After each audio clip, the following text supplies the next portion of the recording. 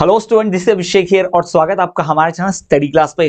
So students, आज हम बात करने वाले हैं एमपी डेट की परीक्षा में पूछे जाने वाले डीएलएड ग्रामर के टॉपिक्स पर। जी हाँ, ग्रामर के कौन कौन से टॉपिक्स पूछते हैं, वो टॉपिक्स क्या होते हैं, उन्हीं को हम डिस्कस करने वाले हैं। और आज से हमारे डीएलएड की ग्रामर की सीरीज स्टार्ट हो रही है, जहां हम ग्रामर के एक एक टॉपिक के ऊपर वीडियो लेक्चर सेपरेटली लेकर आएंगे। जी हाँ, प्रोफेशनल इंग्लिश विषय, पेडागोजी इन इंग्लिश विषय, इन विषयों में बहुत ही ज्यादा डिटेल में ग्रामर पूछता है, प्रथम वर्ष में भी और द्वितीय वर्ष में भी। तो ये जो वीडियो रहने वाली है, ये आपके प्रोफेशनल इंग्लिश में, यानी चाहे प्रथम वर्ष के स्टूडेंट हो चाहे द्वितीय वर्ष के, सबको सेम ग्रामर के टॉपिक्स पूछता है। तो हम उन्हीं को डिस्कस करने वाले हैं। हम देखेंगे कौन कौन से टॉपिक्स ग्रामर का आता है आपके प्रोफेशनल इंग्लिश विषय में। तो जो 5वीं इकाई होती है प्रोफेशनल इंग्लिश की, उसकी 5th यूनिट ये यही है। उस 5th यूनिट में आपको वोकैबुलरी और ग्रामर ही पूछता है, तो उसी ग्रामर की हम बात करने वाले हैं। बहुत ही महत्वपूर्ण ये वीडियो होने वाली है। इसके पहले ऑलरेडी प्रोफेशनल इंग्लिश की 4 यूनिट की वीडियो हम ला चुके हैं। जिन्होंने नहीं देखी है चेक कर लेना। और बहुत तो कमेंट करे सर 5 यूनिट कहां है, 5 यूनिट कहां है। तो भाई 5 यूनिट कोई 1 घंटे की वीडियो, आधे घंटे की वीडियो नहीं बन सकती, क्योंकि उसमें ग्रामर के बहुत सारे टॉपिक्स आते हैं और बेसिक से समझाना होता है ना, क्योंकि ऐसे ऐसे टॉपिक्स हैं जो आप जानते ही नहीं है, जैसे noun, pronoun, adjective, adverb, determiners, भाई बहुत कुछ पूछता है ना। Degree of comparison, models, active voice, passive voice, बहुत चीजें पूछता है। ये पॉसिबल नहीं है। ग्रामर के पूरे कम से कम 12-13 टॉपिक्स हैं, जो आपको हर एक वीडियो एक टॉपिक पर संबंधित रहेगी। तो इतना सारा पढ़ना होता है, तो वो कम से कम 10 घंटे की क्लास लगी तब होगा। इसलिए 5 यूनिट अपलोड नहीं थी, और ये हमारी सीरीज उसी 5वीं यूनिट की भरपाई करेगी। तो चलिए बिना किसी देर के शुरू करते हैं और हम देखते हैं कौन से महत्वपूर्ण टॉपिक हमारे डेट की परीक्षाओं में आते हैं प्रोफेशनल इंग्लिश विषय में। तो प्रोफेशनल इंग्लिश विषय में जो ग्रामर के टॉपिक्स पूछे जाते हैं, मैं आपको बता दूं, तो ग्रामर में जो सबसे इंपॉर्टेंट टॉपिक्स होते हैं, उनमें से आप देखो भाई, सेंटेंस स्ट्रक्चर, यानी कि सेंटेंस क्या होता है, वाक्य क्या होता है, वाक्य के प्रकार क्या होते हैं, ये सब कुछ इंग्लिश में आता है। बता दे रहा हूं मैं, भले ही हिंदी में समझा रहा हूं कि वाक्य क्या होता है, तो ये पूछेगा what is sentence, types of sentence, वाक्य के प्रकार, ये सब पूछता है। और वाक्य परिवर्तन भी, यानी पॉजिटिव ऐसा होगा कि अफर्मेटिव सेंटेंस होगा, उसे आपको निगेटिव सेंटेंस में बनाना है, या फिर ऐसा सेंटेंस होगा जो नकारात्मक होगा, निगेटिव सेंटेंस, उसे आपको इंट्रोगेटिव प्रश्नवाचक सेंटेंस में बताना रहेगा। तो ऐसे बदलने भी रहता है, ये भी ध्यान रखेंगे, ठीक है। तो उसके बाद degree of comparison, degree of comparison यानी कि जो डिग्री होती है, जैसे कि कंपेयर करने वाली, जैसे tall, taller, tallest, short, shorter, shortest, good, better, best, beautiful, more beautiful, most beautiful, है ना। तो ये डिग्री ऑफ कंपैरिजन क्या होता है, कब हम ब्यूटीफुल लिखते हैं, कब मोर ब्यूटीफुल लिखते हैं, कब मोस्ट ब्यूटीफुल लिखते हैं, कब हम टॉलर, कब हम टॉलेस्ट लिखते हैं, कब हम गुड लिखते हैं, कब हम बेटर लिखते हैं, कब हम बेस्ट लिखते हैं। तो ये जो डिग्री ऑफ कंपैरिजन है, ये भी रहता है। आई एम श्योर ये सब आप स्कूलों में कभी पढ़े होंगे, आपके टीचर्स अगर पढ़ाया हुआ ठीक से, तो पर वो याद नहीं है, बहुत समय बीत गया, और शायद ठीक ढंग से ट्रिक से नहीं पढ़ाया गया, तो आपको याद नहीं रहा।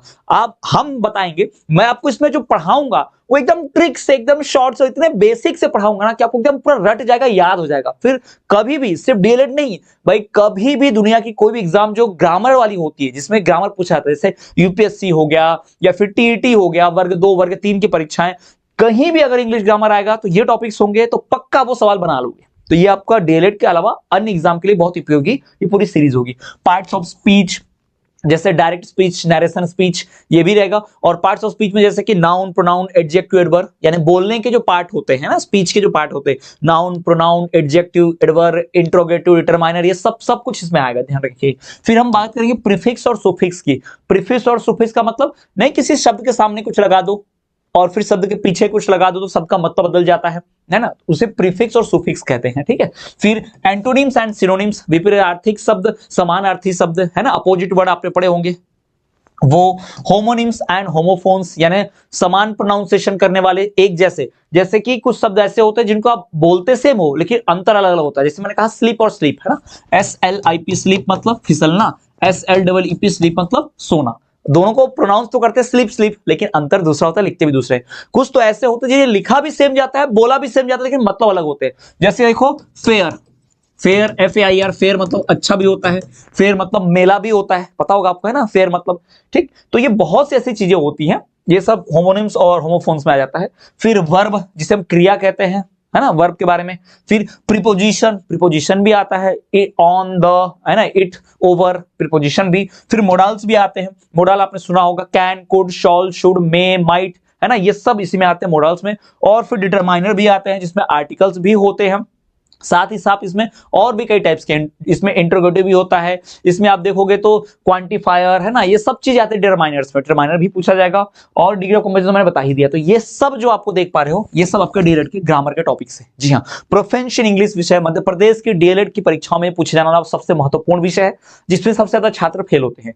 ठीक है, तो ये विषय बहुत कठिन भी होता है क्योंकि अंग्रेजी से होता है और बहुत सारे छात्र हमारे हिंदी मीडियम से होंगे, तो घबराने की जरूरत नहीं है। अगर हमारे चैनल पर जुड़े हो तो आपको बहुत बेहतरीन तरीके से पढ़ाया जाएगा, आपको ये डीएलएड ग्रामर एकदम बेहतरीन तरीके से, और बता रहा हूं इतने बेहतरीन तरीके से पढ़ाया जाएगा, इतने बेसिक से आपको पढ़ने में मजा आ जाएगा और याद रहेगा हमेशा, सिर्फ परीक्षा के लिए नहीं, आने वाले जितने भी एग्जाम्स होंगे जिसमें डीएलएड के ऐसे ग्रामर के टॉपिक्स होंगे ना, वो परीक्षा आप क्लियर कर पाओगे, ग्रामर एकदम बढ़िया से हो जाएगा आपका। क्लियर है? तो ये तो हो गया टॉपिक्स। इसके पहले क्या होता था डीएलएड की पूर्व परीक्षाओं में, जैसे 2015 2018 इन वर्षों में थ्योरी वाले क्वेश्चंस भी आते थे, जैसे कि what is English grammar, grammar क्या है, what is the use of English grammar वगैरह वगैरह, what are the types of English grammar, ये सभी पूछता है। तो उन्हीं कुछ क्वेश्चंस को हम देख लेते हैं। जैसे ये 2015 में आया हुआ सवाल है, जी हाँ 2015 में ये क्वेश्चन आ चुका है, पीवाईक्यू है। तो what do you mean by grammar, give the types of grammar, grammar क्या होता है, ग्रामर के प्रकार बतलाइए, व्याकरण के प्रकार, व्याकरण क्या है। ठीक है, तो ग्रामर एक्चुअल में है क्या, it is the science of language, किसी भी भाषा का जो विज्ञान होता है, भाषा का किसी भाषा का, अब अंग्रेजी में इसे ग्रामर बोलते हैं, हिंदी में होता तो हम क्या बोलते हैं, व्याकरण कहते हैं, संस्कृत में होता तो हम क्या कहते हैं, व्याकरण कहते हैं, है ना। तो किसी भी भाषा का विज्ञान, science of any language is known as grammar, grammar is the science of a language, it is an analytical and terminological study of sentence, है ना, जो भी सेंटेंसेस होते हैं, जो वाक्य होते हैं, उनका एनालिटिकल, उनका टर्मिनिकल यानी रूल्स रेगुलेशन, किसी भाषा के नियम कानून को ही ग्रामर यानी व्याकरण कहा जाता है। अब ग्रामर के प्रकार भी होते हैं इंग्लिश में, जैसे कि perspective grammar, descriptive grammar, scholarly traditional grammar, फिर structural grammar, transformational generative grammar, ये जो 5 आप देख पा रहे हो ये सब व्याकरण के प्रकार हैं, ये ग्रामर व्याकरण के टाइप्स है। तो इस प्रकार का क्वेश्चन अगर आपको आता है कि ग्रामर क्या है तो आपको बताना रहेगा, it is the science of any language, है ना, the rules regulation of language, किसी भी भाषा के नियम कानून जो होते हैं वही उसके व्याकरण कहलाते हैं। किसी भाषा को शुद्ध रूप से लिखने, समझने और बोलने के लिए व्याकरण की आवश्यकता पड़ती है ना। Grammar is necessary to speak, to read, to write correctly with the help of grammar, है ना। ग्रामर इसलिए जरूरी है क्योंकि आपको व्याकरण आएगा तो ही तो किसी भाषा को एकदम शुद्ध रूप में लिख पाओगे, बोल पाओगे, समझ पाओगे, पढ़ पाओगे। क्लियर? ठीक, बढ़ते हैं नेक्स्ट क्वेश्चन की तरफ।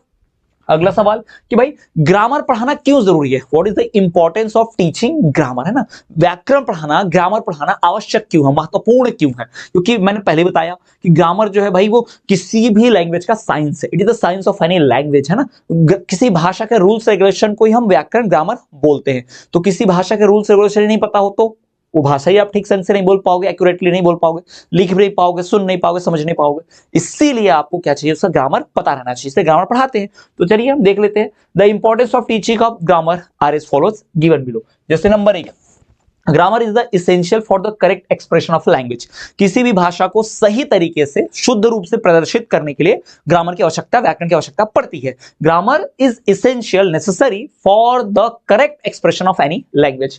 Number 2, language is a complex system, it must have logical grammar behind it. भाषा जो है, लैंग्वेज जो है, ये बहुत ही जटिल तंत्र है, कॉम्प्लेक्स सिस्टम है ना, और इसको पीछे कुछ ना कुछ लॉजिक होना चाहिए, यानी अगर ऐसा होता है तो ऐसा क्यों होता है, उसके पीछे नियम होना चाहिए। जैसे किसी भाषा में कुछ भी अगर होता है, जैसे 2 वर्ण मिलते हैं तो कुछ दूसरा बोल देते हैं, जैसे सूर्य धन उदय, सूर्योदय हो गया, ऊ का ओ हो गया, क्यों हो गया, इसके पीछे नियम है, व्याकरण है, संधि है, बिल्कुल वैसे ही। फिर it gives an insight into the structure of the language, ये भाषा के अंदर का व्यू दिखाता है, यानी भाषा अगर ऐसी है तो क्यों है, कैसे है, क्या नियम है, क्यों ऐसा बोलते, क्यों ऐसा नहीं बोलते, क्यों ऐसे प्रोनाउंस करते, ऐसे नियमों को पता चलता है।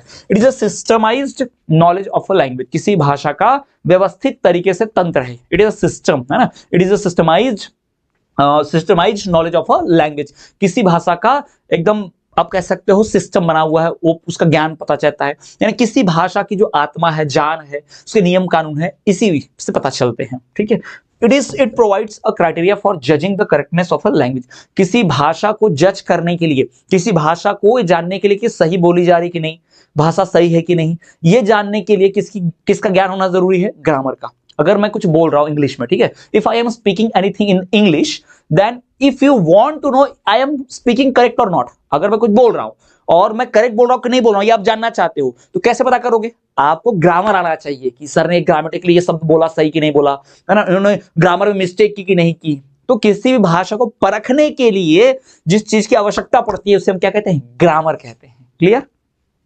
ये तो समझ गया आपको, है? ऐसे क्वेश्चंस आएंगे। और क्वेश्चन आ सकता है कि सेंटेंस क्या होता है, सेंटेंस के प्रकार हैं, टाइप्स ऑफ सेंटेंस। वाक्य क्या होता है, वाक्य के प्रकार हिंदी में, वैसे अंग्रेजी में व्हाट इज अ सेंटेंस, है ना, सेंटेंस को डिफाइन कीजिए, उसके टाइप्स लिखिए। तो सेंटेंस की बात करें, group of words, A group of words, है ना, शब्दों के समूह, सार्थक शब्दों के समूह को वाक्य कहते हैं, है ना, a group of words which makes complete sense, है ना, जिसका कुछ अर्थ निकले। जैसे मैंने बोला कि जैसे मैं बोल रहा हूं कि मेरा नाम अभिषेक वर्मा है, जैसा मैंने कहा, तो मेरा नाम अभिषेक वर्मा है, इससे आपको समझा।